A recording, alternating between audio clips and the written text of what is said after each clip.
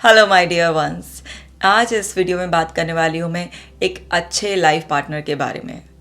अक्सर लोग मुझसे पूछते हैं कि कैसे पता करें कि हमारा जो लाइफ पार्टनर है वो अच्छा है या नहीं है, या अगर हम चुने तो किन बातों का ध्यान रखें। तो जिनका लाइफ पार्टनर पहले से ही उन्होंने चुन लिया है और उसी के साथ रह रहे हैं, ये वीडियो उनके लिए भी है। और जो अब चुनने के प्रोसेस में हैं, ये उनके लिए भी बहुत इम्पॉर्टेंट है। देखिए, लाइफ पार्टनर, लाइफ यानी कि आपका जीवन, और पार्टनर यानी कि आपका साथी। अब यहाँ पर कोई मेल या फीमेल के बारे में स्पेसिफिक बात नहीं कर रही हूँ मैं। चाहे आपका जेंडर कोई भी हो, आप किसी के भी लाइफ पार्टनर हैं या किसी को भी बनाने जा रहे हैं अपना लाइफ पार्टनर या ऑलरेडी हैं, सो आपको सही पार्टनरशिप में रहना है बस। क्योंकि कई बार क्या होता है, कुछ लोग की पार्टनरशिप अच्छी नहीं चल रही होती है। कुछ लोग जब पार्टनरशिप करने वाले होते हैं तो वो कुछ बातों को ओवरलुक कर देते हैं और बस ज़बरदस्ती कि ये पार्टनरशिप निभा रहे होते हैं। निभा भी क्या रहे होते हैं, झेल भी रहे होते हैं। और बहुत सारी परेशानियां उनके जीवन में आती रहती हैं, बीमारियां आती हैं, दुख से भरे हुए रहते हैं, बड़े निराशा से भरे हुए रहते हैं। ऐसा लगता है कि जीवन को बस ढो रहे हैं। सो ये बहुत ही इम्पॉर्टेंट बात है। तो समझते हैं लाइफ पार्टनर कैसा होना चाहिए। देखिए, आप लाइफ भर की पूरी पार्टनरशिप किसी के साथ करें, ये पहली बात तो समझ लीजिए आसान बात नहीं है। अब ये आसान नहीं है तो इतना मुश्किल भी नहीं है। बस आपको ये ध्यान रखना है कि एज एन इंडिविजुअल अगर हम अपने आप को करेक्ट कर लेते हैं, हम अपने आप को कुछ चीज़ें समझा लेते हैं, तो हम किसी के पार्टनर बनेंगे तो हम उसकी लाइफ में प्रॉब्लम क्रिएट नहीं करेंगे और हम उसको भी समझ कर चलेंगे। देखिए, किसी के भी पार्टनर बनने का मतलब ये नहीं होता कि कोई इंसान अपनी इंडिविजुअल पर्सनालिटी खो देता है। हर इंसान की अपनी एक पर्सनालिटी होती है, उसके कुछ बिलीफ होते हैं, उसकी लाइफ की कुछ वैल्यूज़ होते हैं, उसके अपने कुछ पर्सनल एक्सपीरियंसेस होते हैं, उसका एक एटीट्यूड बना हुआ होता है, उसके लाइफ के कुछ गोल्स होते हैं, उसकी लाइफ के कुछ उसके बैड एक्सपीरियंसेस, उसके कुछ ट्रॉमास, उसकी लिमिटेशंस उसके साथ होती हैं। तो पॉजिटिव नेगेटिव बहुत कुछ लेकर एक इंसान बनता है। अब वो इंसान आपके जीवन में जब आता है, मान लीजिए आप किसी के साथ रिलेशनशिप में आए, फॉर एग्ज़ाम्पल 15 साल की उम्र में, किसी के साथ आप 20 साल की उम्र में आए, 25, 30, किसी भी एज पर अगर आप किसी भी पर्सन के साथ उसकी लाइफ में एंट्री करने की कोशिश कर रहे हैं, उससे पहले साल आपने अकेले अपनी मर्ज़ी से गुजारे होते हैं। आपकी फाउंडेशन में बहुत कुछ अलग भरा हुआ होता है। अब वो आपकी फाउंडेशन में अलग भरा हुआ होता है, वो किसने भरा होता है? आपकी फैमिली ने भरा होता है, आपके आसपास के एनवायरनमेंट ने भरा होता है। और इससे आप धीरे धीरे कर कर तैयार हो गए होते हैं। मतलब आपकी फाउंडेशन तैयार हो चुकी होती है। अब एक बार फाउंडेशन तैयार हो जाती है, उसके बाद उस पर अलग अलग फ्लोर्स बनते हैं ना। आपने देखा होगा ना कि कोई भी अगर बिल्डिंग बन रही होती है तो क्या होता है, पहले उसकी फाउंडेशन भरी जाती है, फिर उस पर अलग अलग फ्लोर्स बनते हैं। तो बिल्कुल ऐसा भी हमारे साथ होता है। हमारे अर्ली ईयर्स में हमारी फाउंडेशन तैयार होती है, जो किसी भी दूसरे पर्सन से मिलने से पहले ही तैयार हो चुकी होती है। क्योंकि अब ऐसा तो है नहीं ना, आप 2 साल की उम्र में, 4 साल या 5-6 साल, 7-8 साल की उम्र में किसी को डेट करने लग जाएंगे। टीनेज में एंटर करने के बाद ही अगर आप लव मैरिज की तरफ भी है, मतलब किसी को डेट भी कर रहे हैं, अपनी पसंद का जीवन साथी भी चुन रहे हैं, तब भी एक सर्टेन एज के बाद ही आप इस तरीके के रिलेशनशिप के लिए अट्रैक्ट होते हैं। किसी पार्टनर की तरफ आपका रुझान बनता है ना, कोई पसंद आने लगता है आपको। तो कई बार बहुत छोटी एज में बड़ी इमेच्योर तरीके से हम दूसरे पर्सन की तरफ अट्रैक्ट हो जाते हैं। तो वो चीज़ कई बार कुछ समय तक चलती है, फिर ख़त्म हो जाती है। कुछ लोग साथ के साथ मैच्योर हो रहे होते हैं और फिर वो एक दूसरे को मैच्योरिटी के बाद अपने लाइफ पार्टनर के रूप में एक्सेप्ट कर लेते हैं। उन्होंने उसका जो वीक पार्ट है वो भी देखा होता है, जो उसका स्ट्रॉन्ग पार्ट डेवलप हो रहा होता है वो भी देखा होता है। तो इस तरह से सबके अलग अलग एक्सपीरियंस रहते हैं, बट आपकी फाउंडेशन बन चुकी होती है किसी से भी मिलने से पहले। अब एक पर्सन की फाउंडेशन में क्या है, ये बड़ा इंपॉर्टेंट होता है, क्योंकि जो अंदर से बेस बना हुआ होता है वो बेस इतना स्ट्रांग होता है कि वो बहुत ज़्यादा अफेक्ट करता है कि ऊपर के जो फ्लोर्स बनेंगे वो कितना टिकेंगे और कितना नहीं टिकेंगे। अगर फाउंडेशन ही वीक होगी तो ऊपर के फ्लोर्स आपने अगर टिकाने की कोशिश भी की, ज़रा सा भी कुछ कहते हैं ना तूफान आएगा, कुछ हड़कंप मचेगा ज़िंदगी में, तो जिस तरीके से कोई भी अगर भूकंप आ जाता है तो जो कमज़ोर बिल्डिंग होती हैं वो गिर जाती हैं। इसी तरीके से हमारी लाइफ में भी जो चैलेंजेस आते हैं, जो कुछ ऐसी टफ सिचुएशंस आती हैं, उसमें क्या होता है वो रिलेशनशिप गिर जाती हैं जिनकी बेस जो फाउंडेशन होता है वो स्ट्रांग नहीं होता है। तो यहाँ पर अब कैसे पता करें ना कि किसी का बेस क्या है। अगर आप एक नई नई रिलेशनशिप में एंटर कर रहे हैं तो सबसे पहले किसी पर्सन के चाइल्डहुड के बारे में जानिए, उसका चाइल्डहुड के एक्सपीरियंसेस कैसे रहे, उसको क्या क्या बिलीफ, क्या क्या वैल्यूज़ ट्रांसफ़र किए गए हैं, उसके अर्ली लाइफ के जो भी एक्सपीरियंसेस है उसके फियर्स को, उसकी लिमिटेशंस को एक्सेस कीजिए। आपको उस पर्सन का स्केच बनाने में बहुत हेल्प मिलेगी। सपोज़ आप उस स्टेज से बाहर निकल चुके हैं, अब ऑलरेडी आप किसी पर्सन के साथ रह रहे हैं, तब भी आप उससे उसके चाइल्डहुड के बारे में बात कर उसकी स्कूल लाइफ के बारे में बात करके, जितने भी साल उसने आपके बिना गुजारे हैं उनके बारे में बात कर उसके बारे में जानिए। आपको बहुत सारे ऐसे कनेक्टिविटी लिंक्स मिलेंगे जिससे आपको समझ में आएगा कि आज आपका पार्टनर जैसा बिहेव करता है, उसकी जो चॉइसेस हैं, जिस तरीके से वो सोचता है, जिन जिन एरियाज़ में उसको बहुत ज़्यादा एक अट्रैक्शन फील होता है, उसकी वैल्यूज़ हैं, सब कुछ आपको समझ में आएंगी। पर होता क्या है, हम किसी के भी पास्ट के बारे में, ख़ास तौर से उन अर्ली ईयर्स के बारे में बहुत ज़्यादा बात नहीं करते। थोड़ा बहुत कभी पुराने फ़ोटोज़ देख लिए या छोटा मोटा जानकारी इकट्ठी कर ली, बस इतना ही।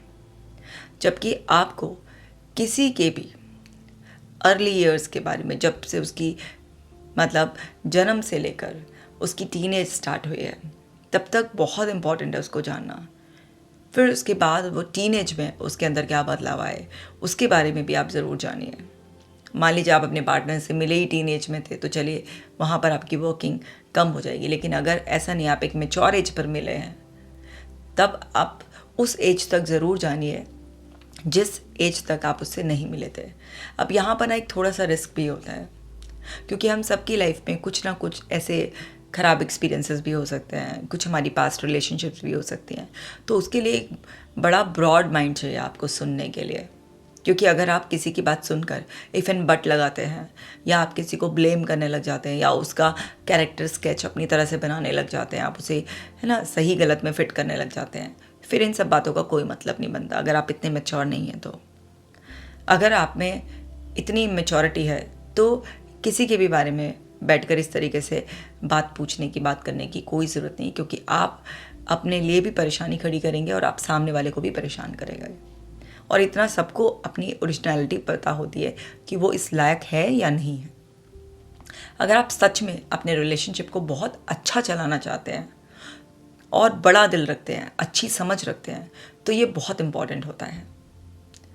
अब अगर आप इन बातों को बहुत ही ना समझी, या यूँ कहिए कि थोड़ी सी एक कहते हैं ना अपनी बेवकूफ़ी के नज़रिए से इस तरीके से लेंगे, तो वहाँ पर क्या होगा, जो पर्पस है वो सॉल्व नहीं हो पाएगा। पर्पस क्या था कि भाई रिलेशनशिप अच्छी हो, वहाँ पर और परेशानियाँ हो जाएंगी।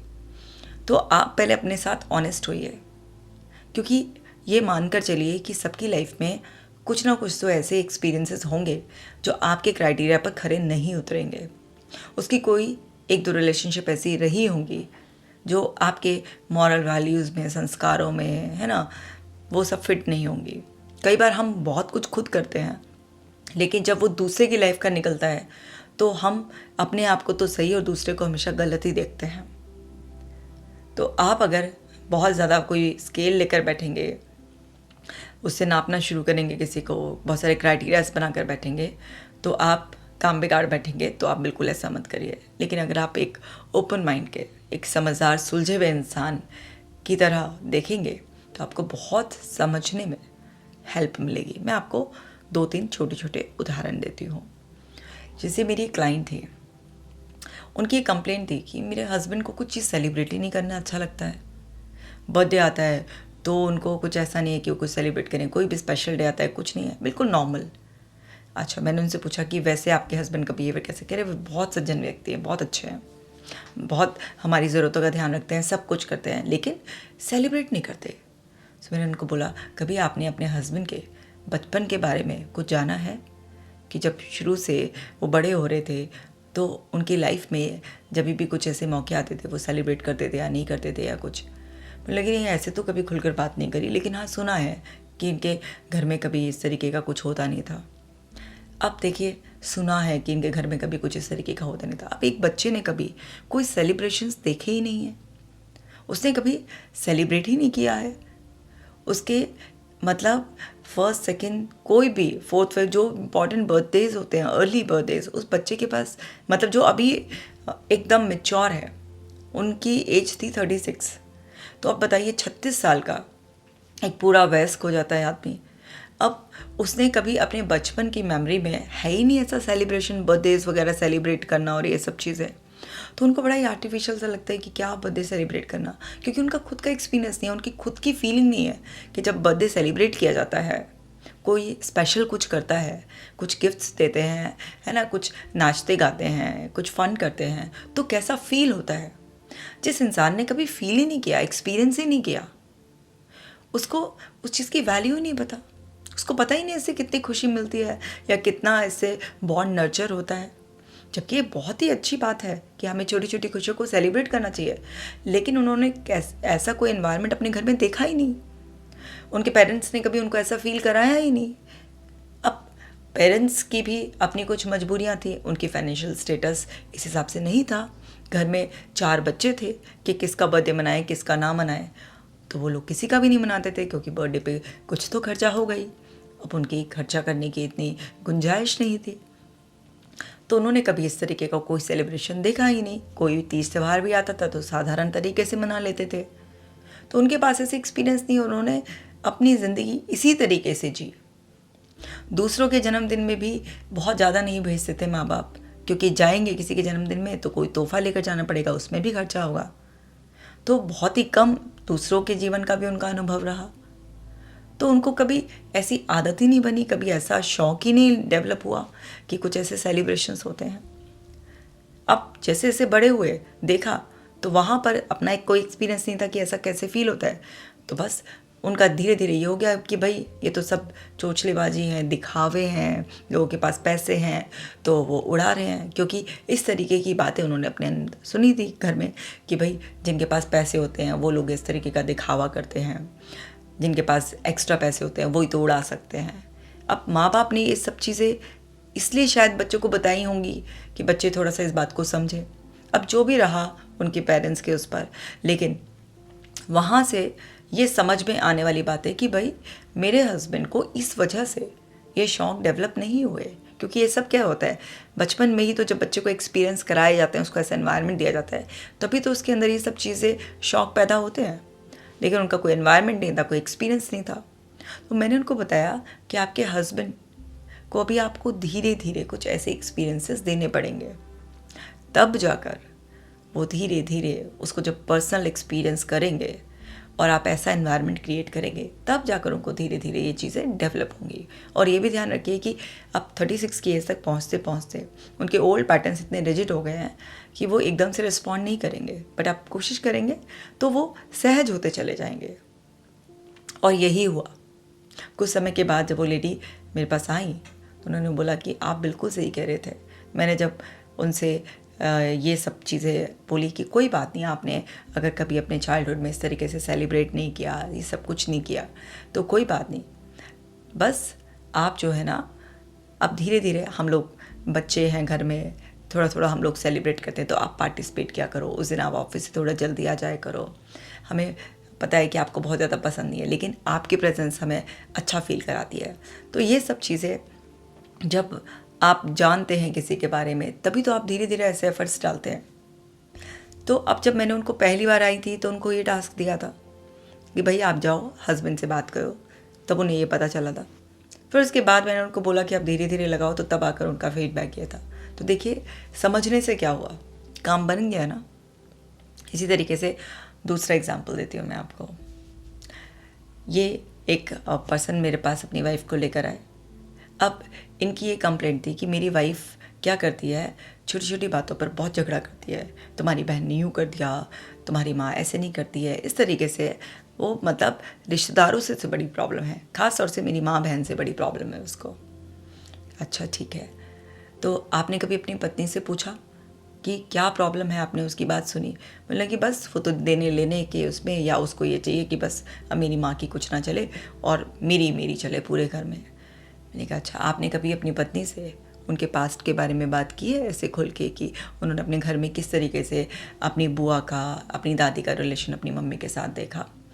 मतलब कि इतना तो कभी डिटेल में बात नहीं करी। उनको भी सेम बोला गया कि जाइए आप पता कर आइएगा, इस तरीके से अकेले में बैठकर बात कीजिएगा, क्योंकि मेरे पास तो लिमिटेड टाइम के लिए आते हैं लोग। तो उनको होमवर्क दिया गया। तो फिर जब नेक्स्ट विज़िट के लिए उनको बुलाया गया तो हस्बैंड वाइफ ने दोनों ने बात करी होगी, तो पता चला कि उनके जो है ना घर में यही होता था, डोमिनेंस। जो उस लेडी की बुआ थी उनकी बहुत ज़्यादा डोमिनेंस थी घर में। हमेशा उन्होंने अपनी मम्मी को बहुत परेशान देखा। उन्होंने देखा हमेशा दादी भी अपनी बेटी का, यानी कि उसकी बुआ का ही फेवर लेती थी और मम्मी को बहुत ज़्यादा परेशान रखते थे। और मम्मी को बहुत बार रोते हुए देखा, बहुत परेशान होते हुए देखा। तो धीरे धीरे उनका बिलीफ बन गया कि ये जो घर की नंदे होती हैं, जो सासें होती हैं, ये प्यार से नहीं रह सकती, परेशान करने के लिए ही होती हैं ये तो। और फिर आसपास से बहुत सारे ऐसे रेफरेंसेस भी सोसाइटी से मिल गए थे।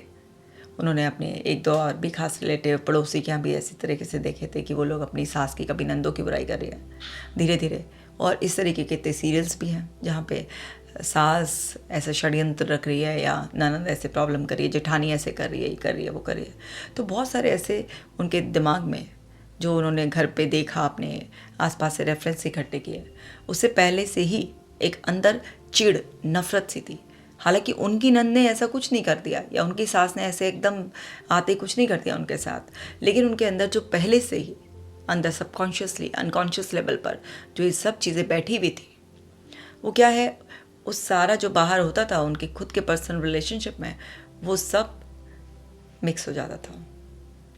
मतलब हमारा ब्रेन क्या करता है, जो हमारे बिलीफ बने हुए हैं उस हिसाब से हमारा फिल्टर सिस्टम काम करता है, तो रियलिटी को डिस्टॉर्ट कर देता है। बट जब उन्होंने समझा कि नहीं, इसने अपने घर में इस तरीके के एक्सपीरियंसेस अपनी मदर के बहुत ज़्यादा देखे हैं, आई विटनेस रही है ये मदर को रोते हुए इस तरीके से, और बहुत सारे लड़कियों के अंदर इस तरीके के रेफरेंसेस इंस्टॉल भी कर दिए जाते हैं बिफोर मैरिज। यार सास नंदे किसकी हुई हैं, तो ज़रा संभल के रखियो, अपना होल्ड लेकर रखियो, कहीं ऐसा ना तेरी सास की चले, या तेरी ननंदा आके बैठे इंटरफेयर करे, उसे अपने घर में इंटरफेयर मत होने दियो।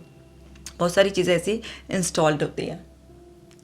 तो उनको जब मैंने समझाया कि आप अपनी पत्नी को थोड़ा एम्पैथाइज करो और इनसे नाराज़ मत हो, ऐसा मत सोचिए जानबूझ के करें, आप इनकी फीलिंग्स को वैलिडेट करो, अंडरस्टैंड करो, और उनको समझाओ इस बात को कि हाँ, तुमने अपनी मदर के साथ इस तरीके का एक्सपीरियंस देखा है, और बहुत जगह से इस तरीके से, केवल मदर का नहीं, ऐसे बहुत जगह से तुमने सुना है इस तरीके से कि लोग ऐसे होते हैं।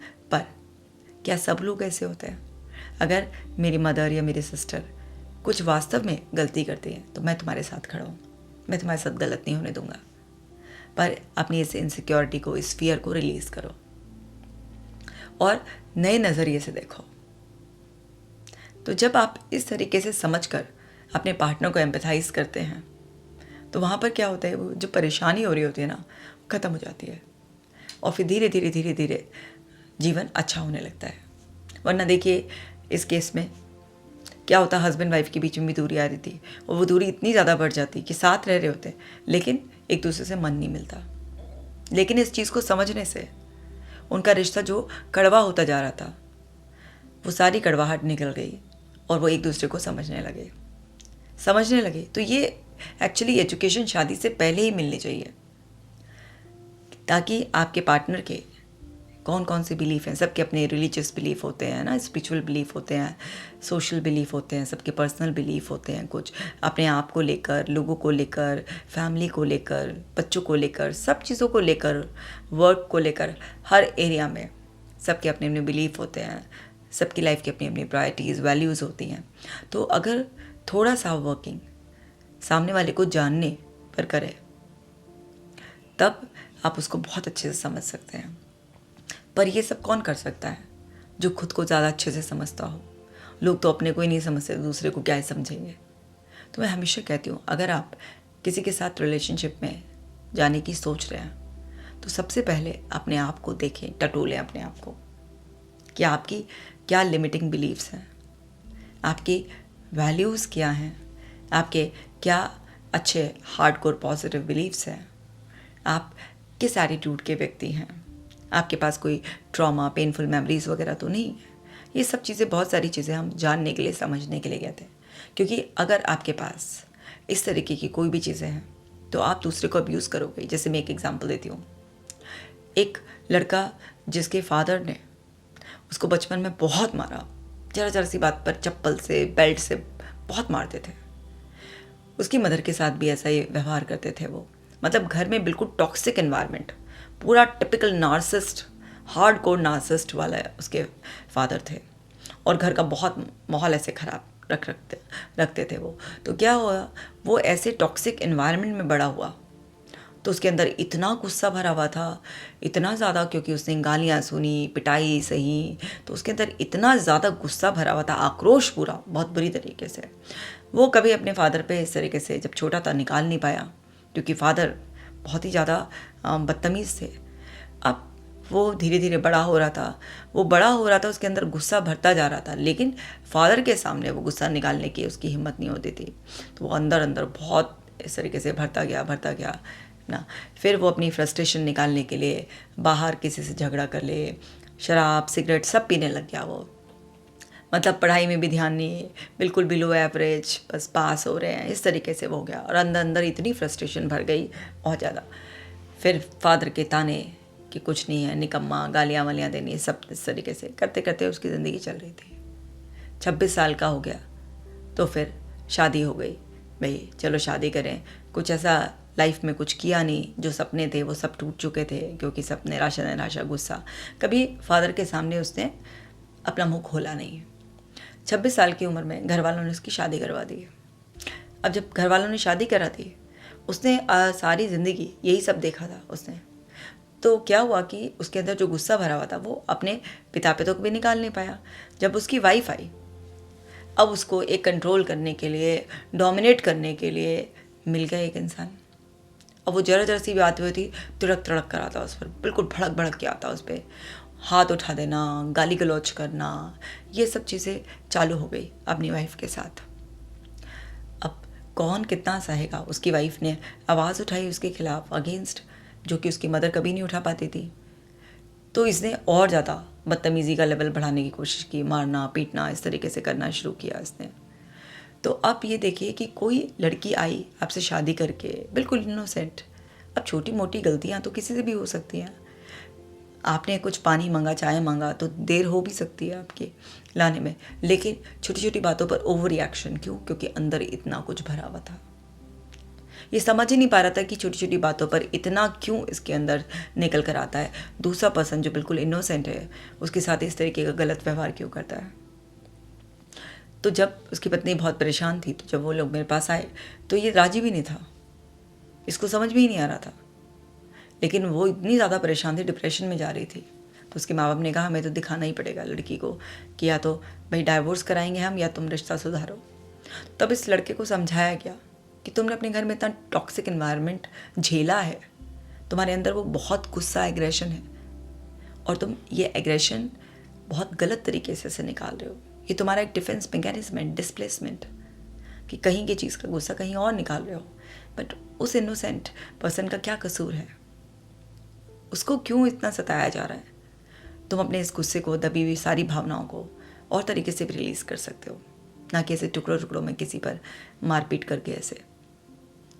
तो जब उसको ये सब चीज़ें समझाई गई तो इनिशियली उसके लिए ये चीज़ समझना, एक्सेप्ट करना मुश्किल था। लेकिन जब उसको पूरा बचपन से लेकर ये जो सब मैंने आपको बताया, सब समझा उसने पूरा कि ऐसा ऐसा होता है, हमारा मन ऐसे ही काम करता है, तो उसके बाद वो अपनी दबी हुई भावनाओं को निकालने के लिए तैयार हुआ, और हिप्नोसिस से उसकी दबी हुई भावनाओं को बाहर निकाला गया।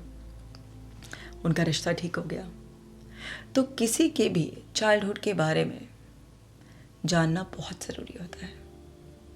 तो रिलेशनशिप में आप ऑलरेडी हैं और आपकी रिलेशनशिप ख़राब चल रही है, उसे सुधारने के लिए पीछे जाना पड़ेगा और अतीत को देखना पड़ेगा और वहाँ जो भी उसकी लिमिटेशन, जो भी ख़राब एक्सपीरियंसेस, जो भी ट्रॉमा, पेनफुल मेमोरीज हैं, उसे रिलीज़ कराना पड़ेगा। तब जाकर उस पर्सन के बिहेवियर में चेंज आएगा। अब आप ये कहेंगे कि अच्छा, एक पर्सन 30 साल का हो गया, 35 साल का हो गया, 40 साल का हो गया, उम्र के साथ भी उसमें अकल नहीं आई। उसमें अकल सब आ गई, उसे पता चल गया कि वो भी गलत कर रहा है और उसे सही करना चाहिए। पर जो अंदर का मन है, जो व्यथित है, जो दबी हुई भावनाओं से बिल्कुल कुंठित हुआ पड़ा है, अंदर परेशान है बिल्कुल, वो एक्चुअली समझदारी पर पानी फेरता रहता है। वो कहता नहीं ऐसे कैसे, हाँ समझदारी तो यही है, सही तो यही है, पर वो जो भावनाएं प्रबल होती हैं, फिर वो कंट्रोल आपका चला जाता है। वो इतनी कंट्रोलिंग होते हैं। सो इमोशंस इतने ज़्यादा इंटेंस हो जाते हैं और इतने कंट्रोलिंग हो जाते हैं कि आपका उस पे से पूरा मतलब खुद का कंट्रोल हट गया और आपके अंदर के सिस्टम ने आपका कंट्रोल ले लिया। बाद में आप पछताते रहो, हर बार गलती करेंगे पछताएंगे, गलती करेंगे पछताएंगे। दिख रहा होगा रिश्ता ख़राब हो रहा है, बट रोक नहीं पाएंगे अपने आप को। तो इसलिए पीछे जाना और वो सब जहाँ आप अटके पड़े हो, जो भी कुछ अंदर सड़ा गला खराब पड़ा है, उससे पीछा छुड़ाना इसलिए ज़रूरी है। तो ये हुई उन लोगों के लिए जो ऑलरेडी रिलेशनशिप में हैं, जी रहे हैं साथ में। तो एक दूसरे को हेल्प कीजिए।